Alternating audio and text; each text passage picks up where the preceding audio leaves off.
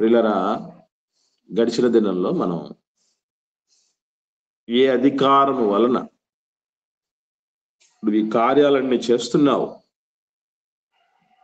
అని యేసుక్రీస్తు ప్రభుల వారిని యోధ నాయకులు, శాస్త్రుల పరిచయులు ప్రశ్నించినప్పుడు యేసు ప్రభుల వారు కూడా మరోసారి ప్రశ్నించినట్టు వాళ్ళని, యోహాను వలన కలిగిన బాప్తిస్మము మనుషుల వలన కలిగినదా, పరలోకము నుండి కలిగినదా అన్నటువంటి విషయాన్ని అడిగినప్పుడు వారు ఏ విధంగా తమ వేషధారణతో, ఇంకా చెప్పాలంటే వాళ్ళు వంచన చేసుకుంటూ వాళ్ళ కఠిన హృదయాలను వ్యక్తపరుచుకున్నారో, బయట పెట్టారో మనకు తెలుసు. ఇక వాళ్ళ దగ్గర నుంచి ఎటువంటి జవాబు రాకపోయేసరికి యేసు ప్రభుల వారు వారి ముందు, శిష్యుల ముందు, మిగిలిన సమాజం అంతటి ముందు 3 ఉపమానాలను పెట్టాడు. 3 ఉపమానాలు చెప్పాడు. ఆ 3 ఉపమానాలు కూడా అదిగో యేసు ప్రభుల వారిని ప్రశ్నించటానికి వచ్చినటువంటి ఆ కఠిన హృదయాలకు సంబంధించినటువంటి విషయమే. భవిష్యత్తులో మనం కూడా కఠిన హృదయం అయితే ఎలా ఉంటుందో అని మనల్ని అలర్ట్ చేయటానికి ఉద్దేశించినటువంటి విషయమే. ఆ 3 ఉపమానాలు మనకి మత్తయి సువార్త 21వ అధ్యాయంలో 28వ వచనం నుండి తదుపరి అధ్యాయం అనగా 22వ అధ్యాయము 14వ వచనం వరకు ఈ 3 ఉపమానాలు మనకు కనబడతాయి.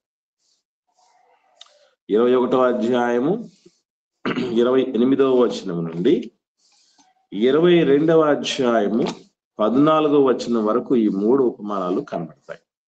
మనం ఈ దినానికి మొదటి ఉపమానంలో ఉన్నటువంటి విషయాలను ధ్యానం చేసే ప్రయత్నం చేద్దాం. అదే మత్తయి సువార్త 21వ అధ్యాయము 28 నుంచి 32వ వచనం వరకు మొదటి ఉపమానం ఉంటుంది. 28 నుంచి 32వ వచనం వరకు నేను చదువుతాను. మీకేమి తోచుచున్నది? ఒక మనుషునికి 2 కుమారులుండిరి.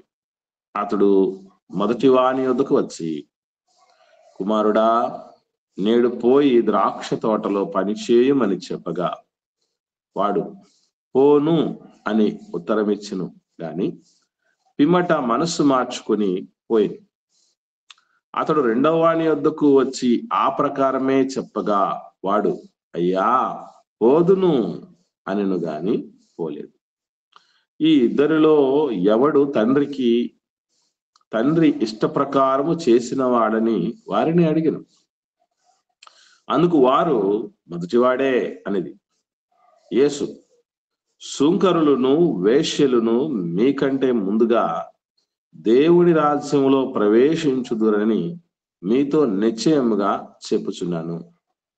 యోహాను నీతి మార్గమున మీ యొద్దకు వచ్చును, మీరు అతనిని నమ్మలేదు.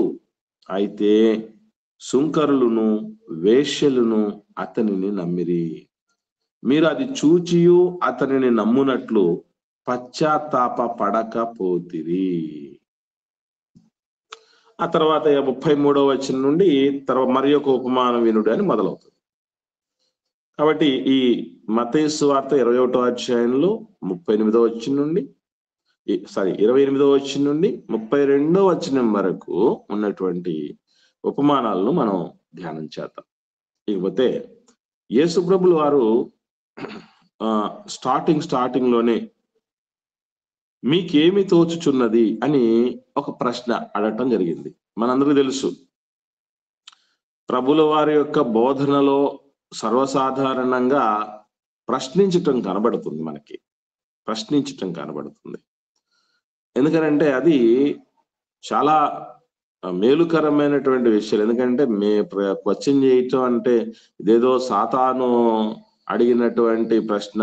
ఎందుకంటే ఆదాము హవ్వలను ప్రారంభంలో, ఆది కాండంలో ఏదైనా తోటలో వాళ్ళు ఉన్నప్పుడు ఇది నిజమా అని వాడు అడిగాడు గనక ఈ క్వశ్చనింగ్ నేచర్ అనేది, ఈ ప్రశ్నించే తత్వం అనేది ఏదైతే ఉందో అది సాతాను లక్షణం అని చాలా మంది అంటూ ఉంటారు. అదే అన్ని విషయాల్లో కానే కాదు. మరి ఆ విధంగా అయితే ఆ తర్వాత దేవుడు కూడా ఎన్నో ప్రశ్నలు అడిగాడు ఆదాము హవ్వల్ని. నేను తినొద్దన్న, ఆదామా నువ్వు ఎక్కడ ఉన్నావు అనే ప్రశ్న అడిగాడు. తినొద్దన్న పనును తిన్నావా అన్న ప్రశ్న అడిగాడు. నువ్వు చేసింది ఏంటి అని హవ్వను అడగటం జరిగింది. ఇవన్నీ ప్రశ్నలు కదా దేవుడివి. అక్కడే కాదు, తర్వాత యేసు ప్రభుల వారు ఎన్ని ప్రశ్నలు అడుగుతూ వచ్చాడు. 12 ఏళ్ల ప్రాయంలో పస్కా పండుగలో దేవాలయంలో కూర్చుని వాళ్ళను ప్రశ్నలు అడుగుతూ ఉంటుండగా, వారికి ఆ ప్రశ్నలకు వాళ్ళకి జవాబులు తెలియకపోగా యేసు ప్రభువే జవాబులు చెప్తూ ఉంటుండగా చూస్తున్నాం. ఇక్కడ కూడా ప్రశ్న అడుగుతున్నా, మీకేం తోస్తుంది అని.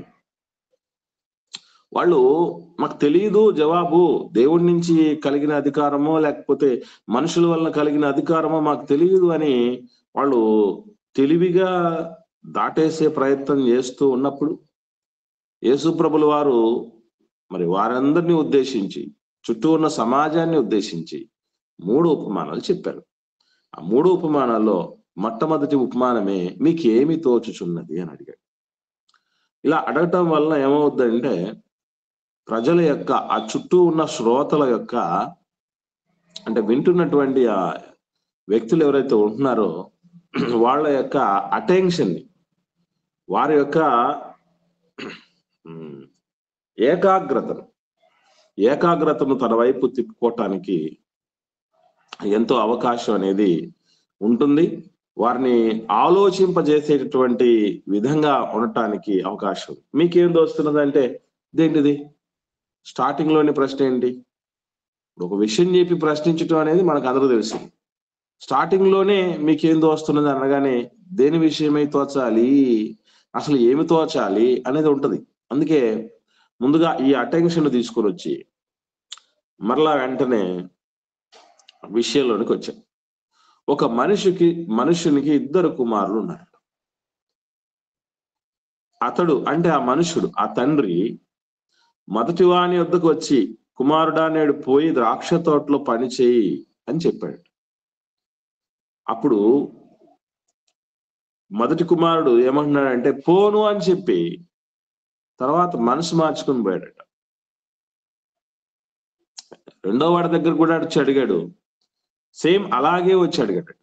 అంటే ఇక్కడ తండ్రి ఎవరు, ద్రాక్ష తోట అంటే ఏంటి, కుమారులు అంటే ఎవరు, మొదటి కుమారుడు అంటే ఎవరికి సూచన, రెండవ కుమారుడు అంటే ఎవరికి సూచన, ఇవి మనకు ప్రాథమికంగా తెలియాలి. మీకు ఐడియా ఉందా? ఎవరికైనా ఐడియా ఉంటే చెప్పండి. ద్రాక్ష తోట అంటే ఏంటి? ద్రాక్ష తోట దేనికి సాదృశ్యం అనుకుంటున్నారు? సంఘానికి సాదృశ్యం. వెరీ గుడ్ అమ్మా, వెరీ గుడ్. సంఘానికి సాదృశ్యంగా మనం ద్రాక్ష తోటను తీసుకునొచ్చు. రెండవదిగా ద్రాక్ష తోట ప్రపంచానికి, లోకానికి కూడా సాదృశ్యం. లోకానికి లేదా సంఘానికి ఈ 2 పోలికలు కరెక్టే. ఎందుకంటే ద్రాక్ష తోటలో పని చేయటానికి మనం వచ్చాం. అంటే భూమి మీద ఏ మనిషి పుట్టినా, ఏది పుట్టినా కూడా, ఏ వస్తువు పుట్టినా పని కోసం పుట్టింది, పుట్టుక వెనక పని ఉంది అనేటటువంటి విషయం ఎవ్వరూ మర్చిపోకూడదు. ఎందుకంటే దేవుడైన యెహోవా ప్రతి వస్తువును దాని పని నిమిత్తము సృష్టించాడు అని లేఖనం సెలవిస్తుంది. కాబట్టి ఖచ్చితంగా పని కోసం వచ్చాము. చాలా మంది బాధపడుతూ ఉంటారు, వయసుకు వచ్చినటువంటి వాళ్ళు, చదువులు అయిపోయినటువంటి వాళ్ళు, ఏమనంటే పని లేదు పని లేదు పని లేదని. వాస్తవంగా చాలా పని ఉంది. కాకపోతే ఆ పనిని సరైన విధంగా చేస్తే, సరైన విధంగా ఆ పనిలో ఉన్నటువంటి విలువను, శ్రేష్టతను గుర్తిస్తే ఏమి ఇబ్బంది లేకుండా దేవుడి పనిలో ఎన్నో వేకెన్సీలు ఉన్నాయి. ప్రపంచం అంతా పని ఉంది. చాలా పెద్దది ప్రపంచం. చాలా అవకాశాలు, విస్తారమైన అవకాశాలు దేవుడి సేవను జరిగించడానికి, దేవుడి పనిలో మనం ఏ రకమైనటువంటి దానిలోనైనా మనం నిలిచిపోవటానికి అవకాశాలు ఉన్నాయి. కాబట్టి పెద్ద కొడుకునైనా చిన్న కొడుకునైనా, 2 కుమారులను ఉన్నా కూడా నాన్నకున్న గొప్ప గుణం ఏంటంటే, అమ్మనాన్నలకు ఉన్నటువంటి గొప్ప గుణం, మంచి అమ్మనాన్నలు అంటే గుర్తుపెట్టుకోండి ఎలాంటి వాళ్ళు ఉంటారంటే బిడ్డలకు పని నేర్పిస్తారు. ఇంకా చెప్పాలంటే కష్టం, పనిలో కష్టం ఉంటుందా ఉండదండి? పనిలో కష్టం ఉంటుందా ఉండదా? కష్టం లేని పని ఉంది ఒకటి చెప్పండి. అన్ని కష్టంతో కూడిన పనులేను. ప్రతి దానికి సంబంధించినటువంటి కష్టం ఉంటుంది కదండి. ఈరోజు పెద్దలందరూ, తల్లిదండ్రులందరూ చేసే పెద్ద పొరపాటు ఏంటంటే, నేను పడిన కష్టం నా బిడ్డలు పడకూడదు అనుకుంటా. తప్పది. కష్టే ఫలి అని మనకు తెలుసు. మరి కష్టపడేటువంటి తత్వం నేర్పించకపోతే ఎట్లాగా పిల్లలకి? మీకు ఒక విషయం తెలుసో తెలీదో, అన్ని రకాల అంత కోటీశ్వరుడైనా కూడా అబ్రహాం గారు గుడారంలో ఎద్దుకున్నాడు, తనతో పాటుగా తన భార్యను కొడుకుని ఎందుకు పెట్టాడు అనుకుంటున్నారు మీరు? కష్టం తెలియాలి. డిగ్నిటీ ఆఫ్ లేబర్ అంటారు కదా, ఆ కష్టం విలువ అర్థం కావాలి. కష్టించే తత్వం కలిగినటువంటి లక్షణాలు. ఎందుకంటే మనం ముందు కీడించి మేలించాలట. కనుక మనం ముందు కష్టం నేర్పించిన తర్వాత రేపు వాళ్ళు సుఖపడ్డారు అనుకోండి, హ్యాపీ.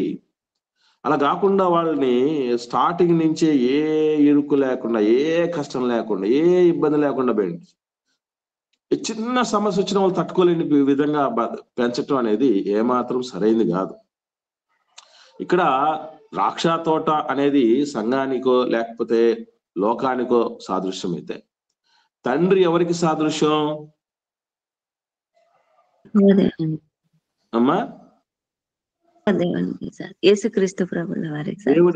దేవునికమ్మా, దేవునికి సాదృశ్యం తండ్రి. తండ్రి దేవునికి సాదృశ్యం.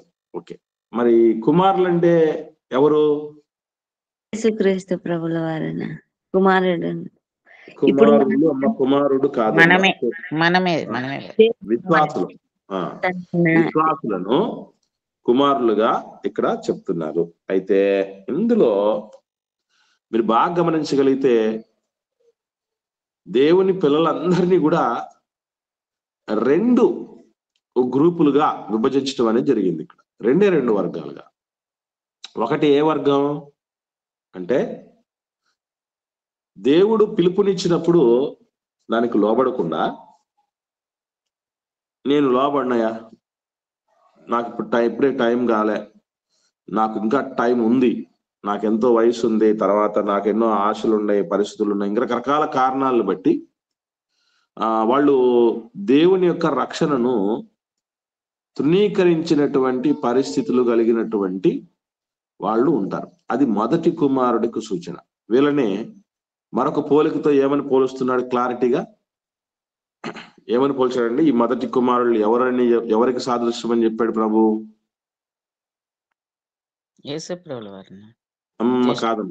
కాదమ్మా. ఈ మొదటి కుమారుడు అనేది, మొదటి కుమారుడు అంటే ఒక కుమారు దగ్గరకు మొదటి వాని వద్దకు వచ్చి అన్నాడు కదా, నేను పోయి ద్రాక్ష తోటలో పని చేయమని, ద్రాక్ష తోటలో పని చేయమని చెప్పిన ఈ మొదటి కుమారుడు ఎవరికి సాదృశ్యంగా చెప్పాడు ప్రభు? క్రీస్తు వారికి. కాదమ్మా, కాదు. ఇప్పుడు 31వ వచనం చదవండి. దాన్ని చదివిన తర్వాత మీకు ఏమైనా స్ట్రైక్ అవుద్దేమో. అందుకు వారు మొదటి వాడే అనిరి. యేసు సుంకరులను వేశ్యులను మీకంటే ముందుగా దేవుని రాజ్యములో ప్రవేశించుదరని మీతో నిశ్చయముగా చెప్పుచున్నాను. ఇప్పుడు చెప్పండి, మొదటి కుమారుడు అంటే ఎవరికి సాదృశ్యం, రెండో కుమారుడు అంటే ఎవరికి సాదృశ్యం చెప్పండి. మొదటి కుమారుడు ఇశ్రాయేలుకు సాదృశ్యం. మాట విని తండ్రి అయిన దేవునికి మాట వినాలని. కాదమ్మా,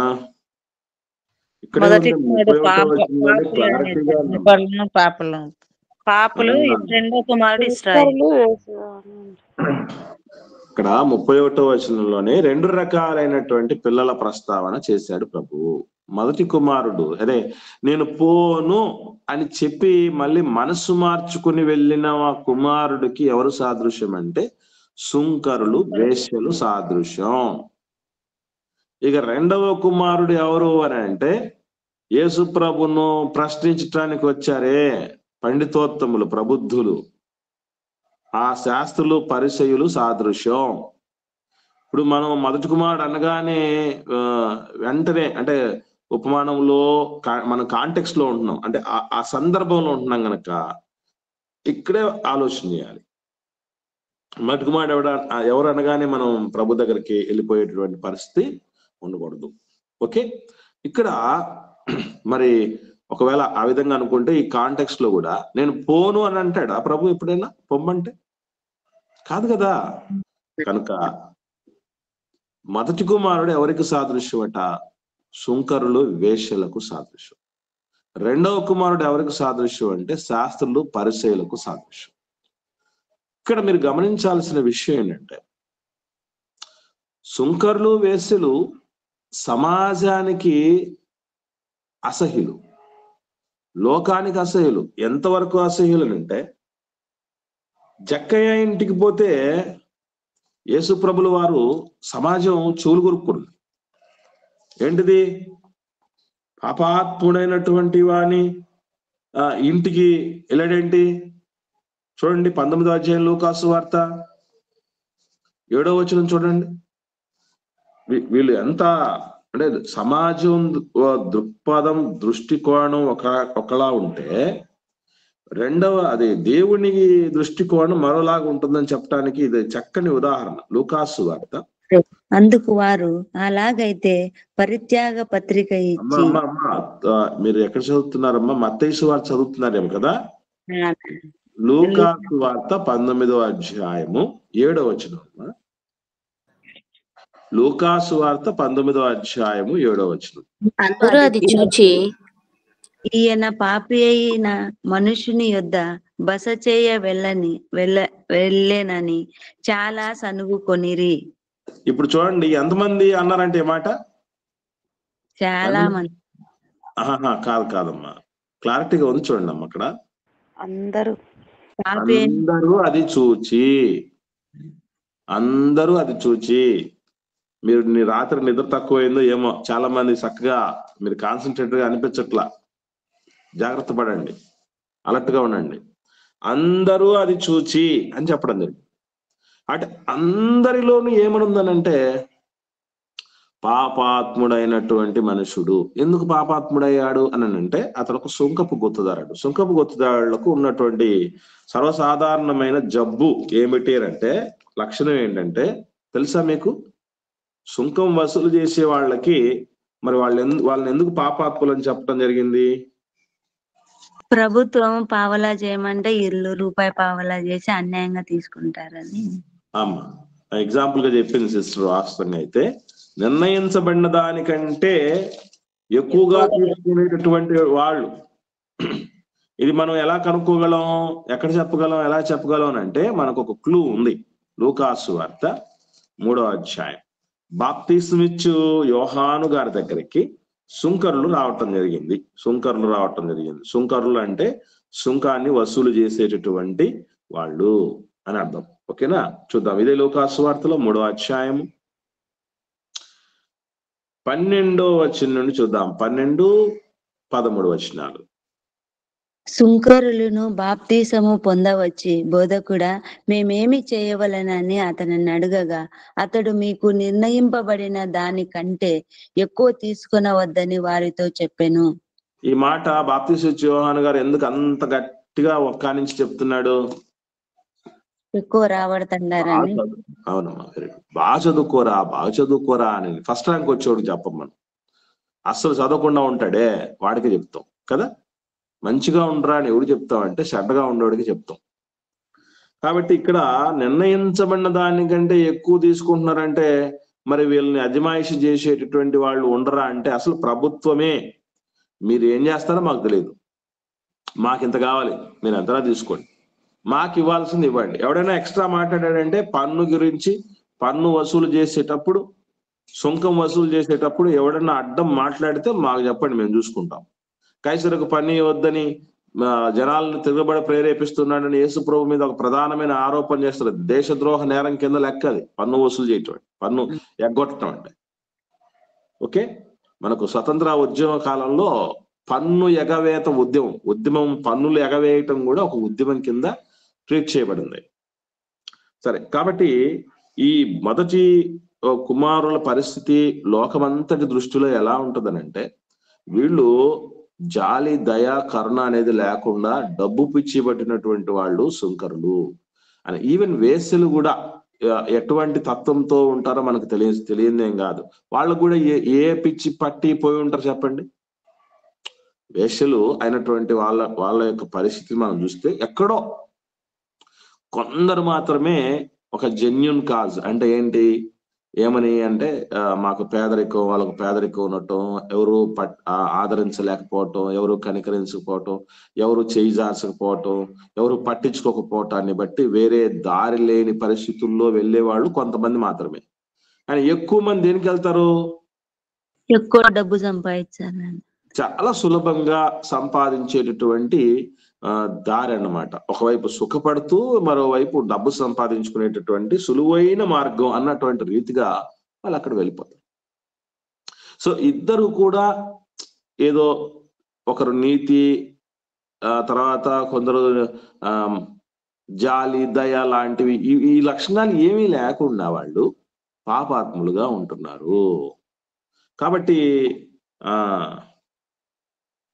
ఇలాంటి వాళ్ళు అంటే లోకం దృష్టిలో, ప్రపంచం దృష్టిలో ఎలాంటి వాళ్ళనంటే వీళ్ళతో ఎవ్వరు సహవాసం చేయకూడదు, వీళ్ళు దూరంగా పెట్టాలి, వీళ్ళను ఇంకొక మాటలు చెప్పాలంటే మన భారతదేశంలో అంటరాని వాళ్ళు అని అంటారు కదా, ఈ అంటరాని వాళ్ళ జాబితాలో పెట్టాలి అన్నటువంటి రీతిగా ట్రీట్ చేయటం జరిగింది ప్రపంచం. కానీ దేవుడు మాత్రం, మీరు గమనించండి, నేను ఎప్పుడు అదే అంటాను, అప్పుడప్పుడు లోకమంతా అపార్థం చేసుకున్న ఒక ఆడకూతురుని, ఆమె ఎప్పుడు ఒక ఆశ కలిగి ఉంటది మనసులో, ఏమనంటే ఏమండి, లోకమంతా నన్ను తప్పుగా అనుకున్నా, అపార్థం చేసుకున్నా, మీరు అర్థం చేసుకుంటున్నారు, నాకు అదే చాలనుకుంటా. అంటే ఒక భర్త అర్థం చేసుకుంటే చాలని భార్య అనుకున్నట్టు, ఒక భార్య అర్థం చేసుకుంటే చాలు లోకం ఏమనుకున్నా నాకేం ఇబ్బంది లేదని ఒక భర్త అనుకుంటున్నట్టు, దేవుని బిడ్డలుగా లోకం దృష్టిలో మనం ఎవరో చెడ్డవాళ్ళమనో, లేకపోతే ఏమంగా చాతగాని వాళ్ళమనో, లేకపోతే స్వార్థపరులమనో, ఎన్ని రకాలుగా అనుకొని లోకం అసహించుకున్న పరిస్థితి ఉందా? మనలో ఒక గుణం ఉంటే, మళ్ళీ చెప్తున్నా, అదే లక్షణం కొనసాగుతూ పోతే మాత్రం దేవుడు కూడా ఒప్పుకోడు. మళ్ళీ చెప్తున్నా మీకు, ఏది అదే దుర్మార్గము, అదే డబ్బు పిచ్చి, అదే నీతిమాలిన పనులు, అదే పరిస్థితులు మనం కొనసాగుతూ పోతే కాదు. ఇక్కడ గమనించండి, ఒక కుమారుడి దగ్గరికి వచ్చి నాయన పొలంలో పనికెళ్ళు అంటే రారా రక్షణ పొందుకొని బాగుపడు, జీవితాన్ని బాగు చేసుకొని అర్థం. అలా పిలిచినప్పుడు వాడు ప్రారంభంలో ఏమన్నాడు అంటే నేను పోను అన్నాడట, పనికెళ్ళను, నేను నీ మాట వినను అన్నాడట. కానీ వినను అని వెంటనే ఏం చేశాడట, తర్వాత అతను మనసు మార్చుకున్నాడు. అది అంటే మారు మనస్సు యొక్క గొప్పతనం ఎంత గొప్పది అని అంటే, అప్పటిదాకా లోకమంతా చీకొట్టిన వాళ్ళైనప్పటికి కూడా మనసు మార్చుకోగలిగితే, లోకం నమ్మకపోవచ్చు సుమా, మళ్ళీ చెప్తున్నాను మీకు, లోకము నమ్మకపోవచ్చు. ఉదాహరణకి పౌలు గారు మారిపోయారు, అపోస్తలుడైన పౌలు గారు మారిపోయారు. మారిపోయిన తర్వాత అందరు నమ్మారా పౌలు గారిని? నమ్మలేదండి, నమ్మలేదు. ఏమనుకున్నారంటే వీడు కొత్త వేషం, కొత్త ఎత్తుగడతో వస్తున్నాడు మా దగ్గరికి అనేటటువంటి పరిస్థితుల్లోనికే రావటం జరిగింది. కానీ ఆయన అంత ఈజీగా దగ్గర తీసుకోలేదు. కానీ బర్నబా గారే ఏం చేయటం జరిగిందంటే ఆయన దగ్గర పెట్టుకొని వాళ్ళందరికీ చెప్పడం జరిగింది, మిగతా సోదరులందరికీ, అయ్యా నిజమే ఆయనకు మార్గంలో ప్రభు కనబడ్డాడు, అతను మారిపోయాడు, బాప్తిజం తీసుకున్నాడు, యేసే క్రీస్తు ఉన్నాడని రూఢిగా ప్రకటిస్తూ ఉన్నాడు అనేటువంటి ఆయన సపోర్ట్ ఇవ్వాల్సి వచ్చిన పరిస్థితి ఉంది. మరి మారాను మొర్రు అన్నా కూడా అర్థం చేసుకోకపోవచ్చేమో ప్రపంచం, ఎందుకంటే లోకానికి ఉన్నటువంటి పరిధి ఎలాంటిది, దాని పరిమితి ఎలాంటిది, అంతకు మించి ఆలోచన చెయ్యలేని తత్వం. కానీ దేవుడు అలాంటి పరిస్థితి. నిజమైన మార్పు అనేది వచ్చినప్పుడు, మరి మత్తయి సుంకం వసూలు చేసేవాడే కదా, మార్పు వచ్చింది, రక్షణ ఇచ్చాడు, తన పనుల్లో సేవా పొలములో పని చేయటానికి అవకాశాన్ని, భాగ్యాన్ని ఇవ్వడం జరిగింది, మారిపోయాడు, దేవుడు యాక్సెప్ట్ చేశాడు. అలాగే పాపాత్మురాలైనటువంటి స్త్రీ విస్తారమైన పాపాలు చేసింది. ఆ విధంగా పశ్చాత్తాప పడుతూ ఆమె కన్నీళ్లతో యేసుప్రభు పాదాలను కడిగి ఆమె కురులతో దాన్ని తుడిచినప్పుడు ఆ మనసు లోకమంతా అర్థం చేసుకోలేకపోయింది. కానీ ప్రభు అలా కాదు కదా. ప్రభు అర్థం చేసుకున్నాడు. మనుషుని ఆంతర్యమును ఎరిగినటువంటి వాడు. అందుకే ఎవరికి మన గోడు అర్థం కాకపోయినా మీరు గమనించండి. కొంతమంది ఏమనుకుంటారంటే దేవుడికి నేను ఎట్లా విన్నవించుకోవాలో నాకు చేత కావట్లేదు అంట. అంటే ఏంటి అర్థం? ప్రార్థన రూపంలో నా సమస్య ఏదో చెప్పటానికి నాకు కురడ్డం లేదు అని అంటే ఆయన మనలాంటి మనోమాతుడు కాడండి. మీకు అర్థం కాదు. దేవుడి తత్వం ఎలా ఉంటుందంటే మాటలు రాకపోయినా బిడ్డ ఏడ్చాడు అనుకోండి, పాపో బాబు మనకు పిల్లలు ఏడ్చారు అనుకోండి, ఈ ఏడుపు కరెక్ట్ గా ఎవరికి బాగా అర్థమవుతుంది చెప్పండి? తల్లికి అర్థమైంది. 100% తల్లికి ఆ ఏడుపు ఎందుకు ఏడుస్తున్నది ఈజీగా అర్థమైపోతుంది. అంటే మనం మొరలిడేటువంటి విధానం తెలియకుండా మూలిగినా కూడా అది అర్థం అవుతుందండి దేవుడికి. దేవుడు తండ్రి స్థానంలో కదా ఉండేది. కాబట్టి ఆ వ్యభిచారంలో ఉన్న కూరుకుపోయినటువంటి స్త్రీ మూలుగు ప్రభుకు అర్థమైంది. అలాగే సుంకపు గుత్తదారుడుగా ఉన్నటువంటి జక్కయ్య మూలుగు అర్థమైంది ప్రభువుకి. వాళ్ళు ఎలాంటి వాళ్ళంటే ప్రారంభంలో కఠినాత్మలైన ఉండొచ్చు, కానీ వాళ్ళు ఏమైపోయారంటే తదుపరి మారిపోయి ఎక్కడికంటే ఎంతగా మారిపోయారంటే, ఎంత ముందు వెళ్ళిపోయారంటే, టాప్ గేర్లకు వెళ్ళిపోయారంటే, అప్పటిదాకా ధర్మశాస్త్రాన్ని కలిగి ఉండి ధర్మశాస్త్రాన్ని ఉపదేశిస్తూ మోషే పీట బందు కూర్చుంటూ సమాజంలో వందనాలు కోరుకుంటూ అగ్రపీఠాలు కోరి ఒక సెలబ్రిటీ స్థాయిలు అనుభవించినటువంటి శాస్త్రులు పరిసయ్యులందరికంటే ముందు వరుసలోకి వెళ్ళిపోయారండి. మీకంటే ముందుగా వెళ్ళిపోతారండి. కాబట్టి నిజమైన పశ్చాత్తాపంతో నిజమైన మారు మనసుతో మనము జీవించగలిగితే, దాన్ని పోగొట్టుకోకుండా, మరలా మసకబార్చుకోకుండా, మరలా బలహీన పడకుండా ఆ బతుకుని ఖచ్చితంగా దాన్ని అలా గట్టిగా పట్టుకుంటూ ఉంటే మనకంటే గొప్ప స్థానంలో ఉండాల్సినటువంటి వారిని సైతం మనం వెనకేసి మరి ముందుకెళ్ళిపోతాం మనం. అదే దేవుడు ఇక్కడ చెప్తున్నాడు. కాబట్టి తొలుత దేవుడికి మనం విరోధంగా బతికినప్పటికీ మనసు మార్చుకున్నాం, బానే ఉంది. కానీ మారిన మనస్సును అలాగే కాపాడుకోగలిగినటువంటి లక్షణం మనకు ఉండాలి. ఇప్పుడు దేమ యెహోలోకాన్ని ప్రేమించాడు అని రాయబడింది. అనేకులు యేసు ప్రభువును వెంబడించకుండా వెనక్కి తిరిగిపోయారండి. వీళ్ళు మారు మనస్సునకు తగిన ఫలమును ఫలించనేటువంటి వాళ్ళు, నేను ఫలించాలి అన్నటువంటి స్పృహ కోల్పోయినటువంటి వాళ్ళు, ఎక్కడున్నా ఏమున్నా ఎక్కడెక్కడున్న ఫలాలని నేను తినేయాలి, ఆరగించాలి అనే ఆలోచన తప్ప నేను ఫలించి అనేకుల ఆకలిని తీర్చాలన్నటువంటి తత్వం లేకుండా పోయింది. అలాంటి వాళ్ళు కూడా ఉంటారు మనలో. మనం మారింటాం, బానే ఉంది. కానీ మారు మనసును ఎంతవరకు కాపాడుకుంటాం? ఇస్కరియోతు కూడా మారాడు. మారినవాడు ఎంతవరకు కాపాడుకోగలిగాడు దాన్ని? ఇది చాలా సవాలుకరమైనటువంటి ప్రశ్న ప్రియులారా మన జీవితాలకి. అటు ఒక కుమారుడేమో నేను ముందు పోను అని చెప్పి వాడు చెప్పినటువంటి, మీరు గమనించండి, వాడు వ్యతిరేకించినటువంటి, వాడు అవిధేయత చూపించినటువంటి ఆ విషయమే మానవుల మనసులో స్టోర్ అయిపోయింది. మానవ మాత్రలో అదే వాడు వెళ్ళను అన్నాడు కదూ. వాడు దేవుడు పిలిస్తే, దేవుడు పిలిపిస్తే, దేవుడు అవకాశం ఇస్తే, దేవుడు చేయి జాపితే దాన్ని యాక్సెప్ట్ చేయలేదు కదా. ఎంత దుర్మార్గుడో అనేది మాత్రమే మానవుల్లో ఫిక్స్ అయిపోయి ఉంటుంది. అంటే మనిషి తత్వం ఎలాంటిదంటే రండి, ఏదో ఒక విషయంలో ఎప్పుడో ఏదో ఒక పొరపాటు మనం చేయగా, లేదా మనం కలిగి ఉండగా ఆ లక్షణాలు ఏదో ఒకటి వాళ్ళు చూసి ఉంటారు, ఇంక వీళ్ళు ఇంతే అని ఫిక్స్ అయిపోయి ఉంటారు అనమాట. అది పొరపాటు. ఎందుకంటే మానవుడి జీవితం క్షణక్షణం దినదినం మార్పు చెందుతూ వస్తుంది. ఆ చెందుతూ వచ్చిన మార్పు శాశ్వతమైన మార్పా, లేకపోతే తాత్కాలికమైన మార్పా, లేకపోతే అది మంచి మార్పా లేదా చెడ్డ మార్పా అనేటటువంటిది మనల్ని కలగజేసిన దేవుడికి తప్ప, ఒక మనుషుని సంగతులు వాని మనుష్యాత్మకే తప్ప వేరొకరికి తెలియదు అనేది కరెక్ట్ పిల్లల. అందుకే నా రిక్వెస్ట్ ఏంటంటే, ఏ మనిషి విషయమై ఒక ఫిక్సేషన్కి ఎవరు రాకండి. వీళ్ళు ఇంతేనండి, జన్మలో మారండి అనేది లక్షణం ఆలోచన ఒక చేయకండి. లేదు వీళ్ళు నంబర్ 1 అండి, వీళ్ళు తిరుగులేదండి, వాళ్ళకు పరలోకం గ్యారెంటీ అండి, పట్టా గ్యారెంటీ అండి, కొన్ని ఎకరాలు వస్తాయండి వాళ్ళకి, ఇది కూడా వద్దు.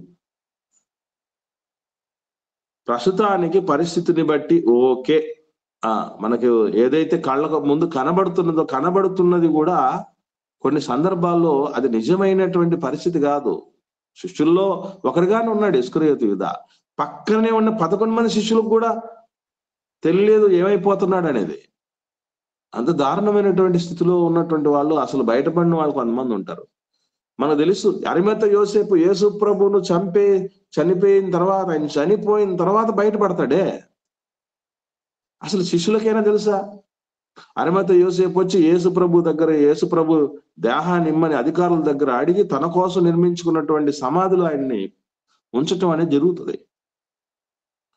సో వీళ్ళందరూ అంటే అరిమత యోసేపు విషయంలో లోకమంతా పలానా వ్యక్తి ఉన్నాడు, ఒక భక్తుడు ఉంటాడు, ఆయన వచ్చి ఈ విధంగా అధికారులను అడిగి మరి ఎదిరించి మరి ప్రాణాలు తగ్గించి మరి వచ్చి యేసుప్రభు దేహాన్ని తీసుకొని అనాథ శవంలాగా ఒక అవమానకరమైన స్థితిలో వదిలేయకుండా ఆ దేహాన్ని దింపి సుగంధ ద్రవ్యాలతో సిద్ధపరిచి యూదుల ఆచారం చొప్పున తీసుకెళ్లి సమాధిలో పెట్టేటువంటి ఆ పరిస్థితి వారి కోసం ప్రత్యేకంగా ఆయన ఉన్నాడని లాస్ట్ వరకు వచ్చేంత వరకు తెలియదు పిల్లరా.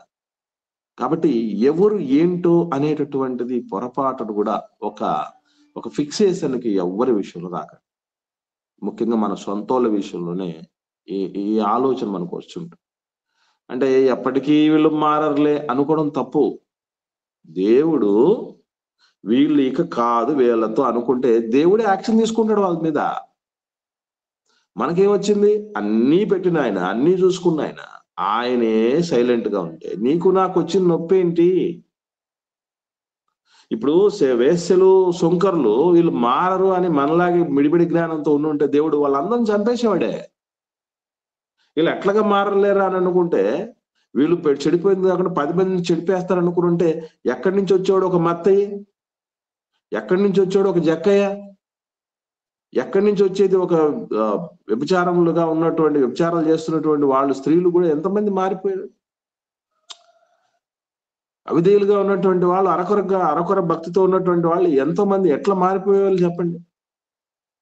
సౌలు ఎట్లా మారేవాడండి? దేవుడు దీర్ఘశాంతం రక్షణార్థమైనది పిల్లరా. కాబట్టి ఆ దీర్ఘశాంతంతో బతకాలి, అదే మనకు ఆశను పుట్టిస్తుంది. అటు వేస్తలు పరిచయులు, ఈ సుంకర్లు వేస్తలు గురించి విషయంలో లోకమంతా అసహించుకొని ఏహభావంతో ఉండిపోయి విసుగు చెందిపోయింది. కానీ దేవుడికి మాత్రం ఎవరు ఏంటా అనేది తెలుసు. మారిన వాడైనా దేవునికి బిడ్డే, మారిన వాడైనా దేవునికి బిడ్డే. కాబట్టి వాళ్ళ విషయంలో దేవుడు కలిగి ఉన్న దీర్ఘశాంతాన్ని మనం గౌరవించాలి.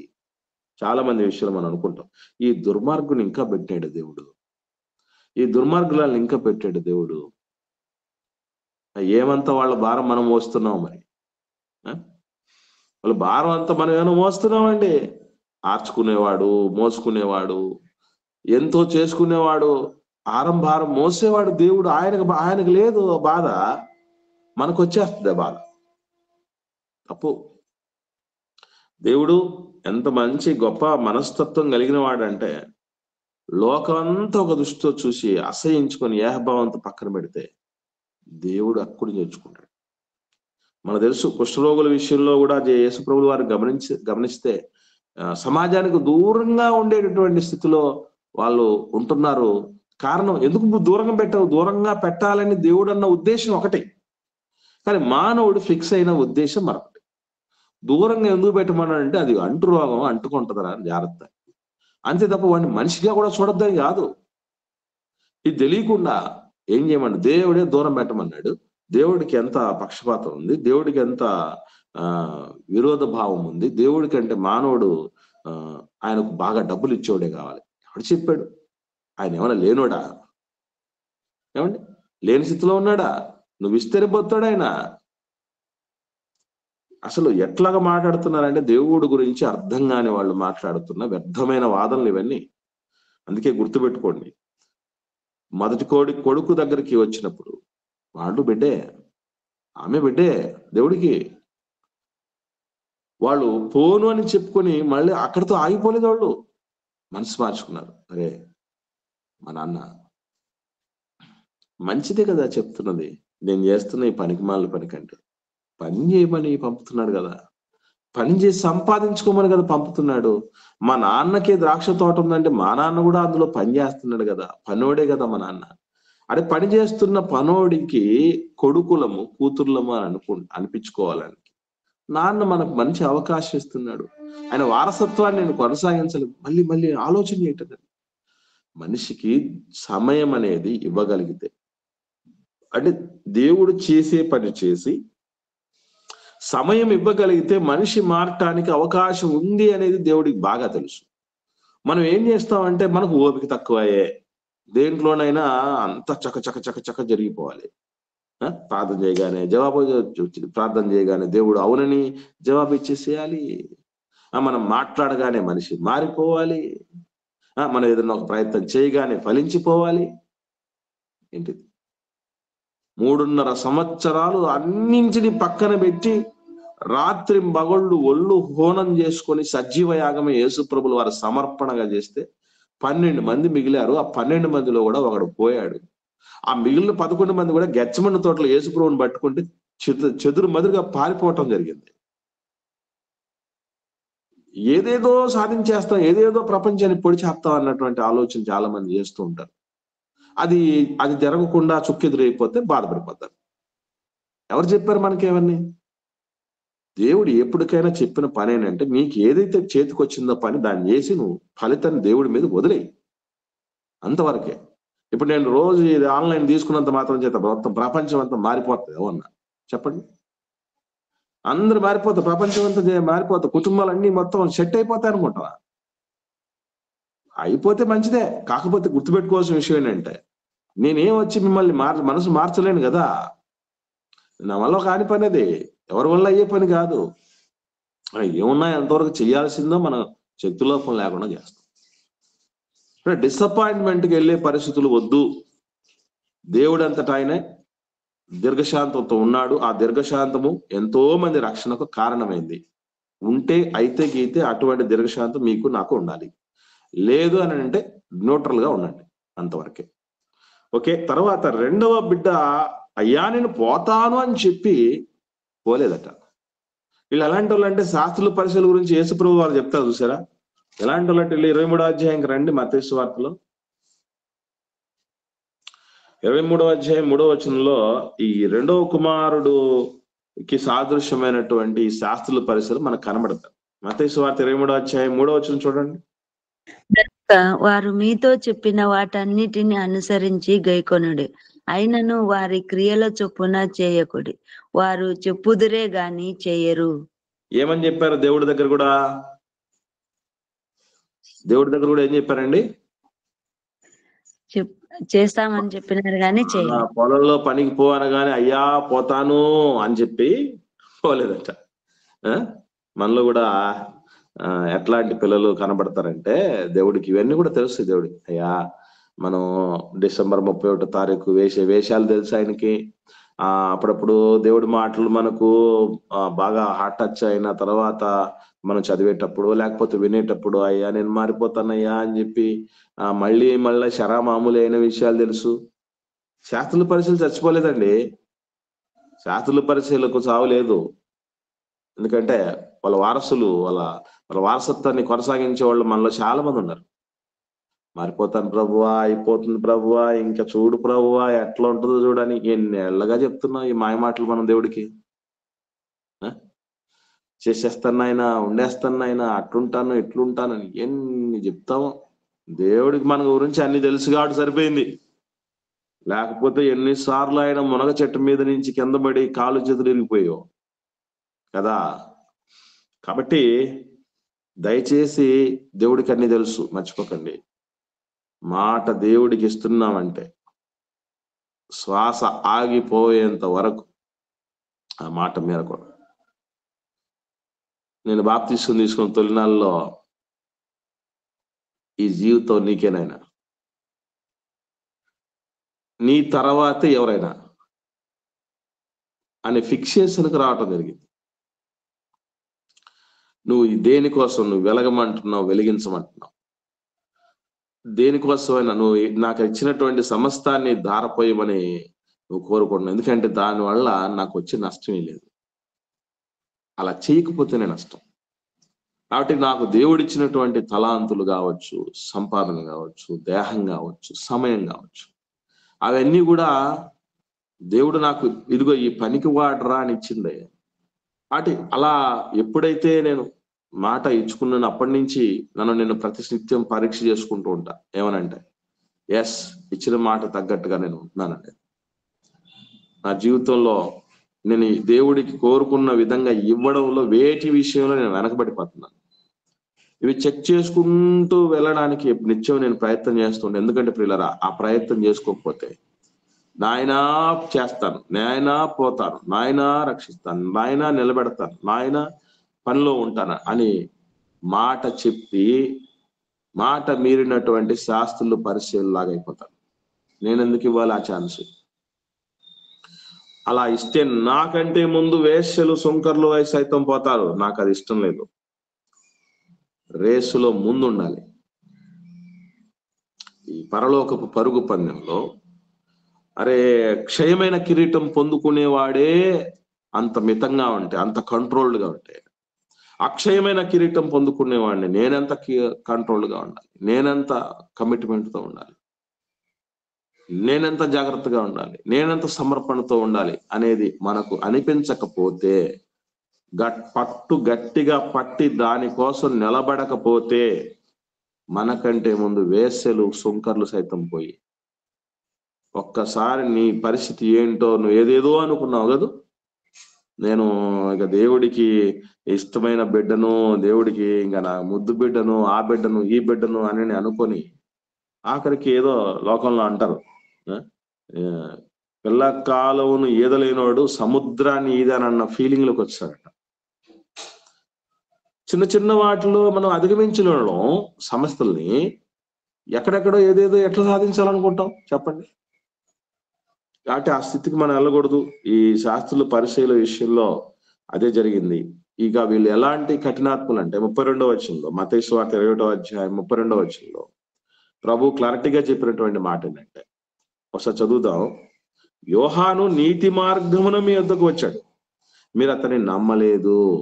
నీతి మార్గాన్ని వచ్చిన వాడిని ఎందుకు నమ్మట్లేకపోతున్నారు అంటే, ఇక్కడ మనకు ఉన్న సమస్య ఏంటంటే, మేమే 10 మందిని దేవుని నమ్మేటట్టు చేసేవాళ్ళం, మేమే దేవుని సేవకులం, మేమే దేవుని ప్రతినిధులం, మళ్ళీ మాకు ఒకడు చెప్తాడు వచ్చి, మేమెవడికైనా చెప్పేవాళ్ళం, మాకు ఒకటి చెప్తే ఎట్లా?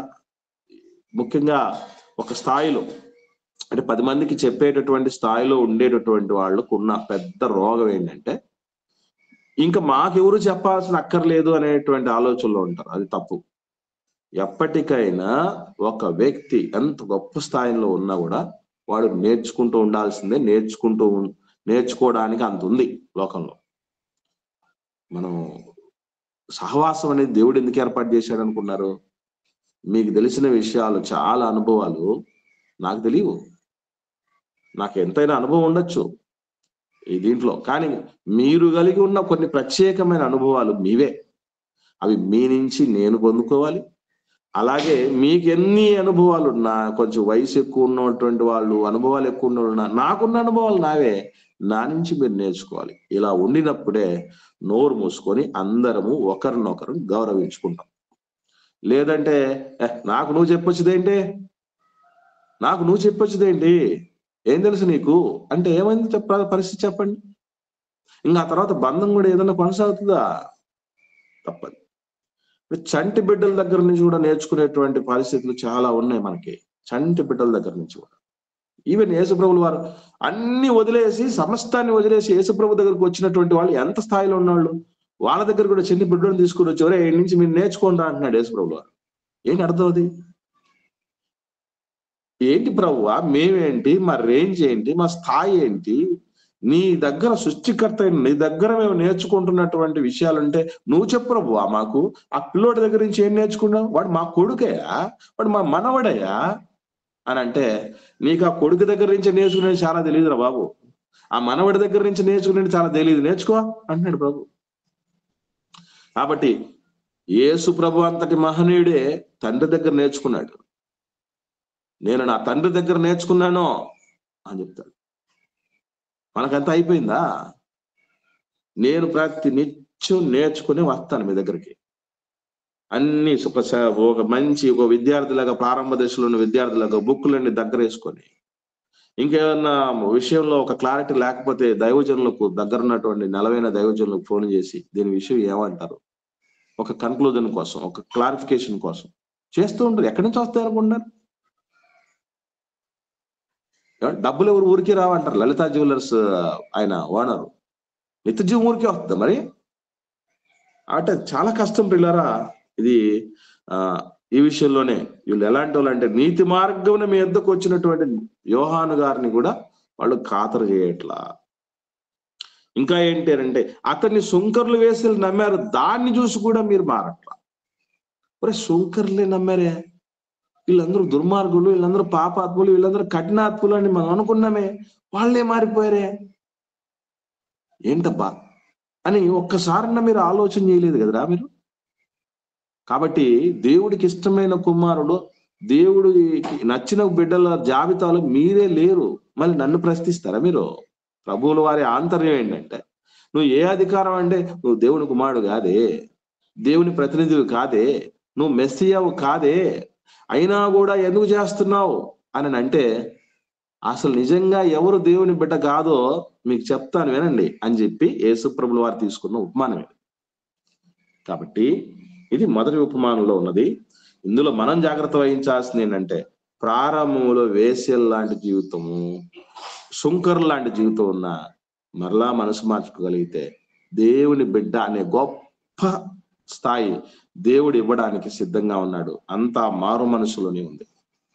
అట్లాగే మనం ప్రారంభంలో నుంచి ఒక గొప్పవాళ్ళు అన్నటువంటి స్థితిలో, శాస్త్రులు పరిచయులు లాంటి స్థానంలో ఉండినటువంటి పరిస్థితి ఉన్న, మనసు మారక కఠినాత్ములుగా ఉంటే, అంతా మాకే తెలుసు, మేమే నీతిమంతులము అనేటువంటి స్థితిలో ఉండి ఇతరులను తృణీకరించే స్థితిలో ఉంటే వాళ్ళు ఇంకా భ్రష్టులు అయిపోతారు. మేము దేవునికి ఇష్టలమన్న భ్రమలో ఉండిపోయి దేవుడి ఉగ్రతకు గురైనటువంటి వాళ్ళుగా ఉండిపోతారు. మెట్టుకు మనం ఏ జాబితాలో ఉన్నామనేది ఆత్మ పరిశీలన చేసుకొని తండ్రి ఇష్టపడిన బిడ్డలుగా మారటానికి సిద్ధపడదుముగాక. ఆమేన్. ఎవరికైనా ఏమన్నా సందేహాలు ఉంటే దయచేసి అడగండి.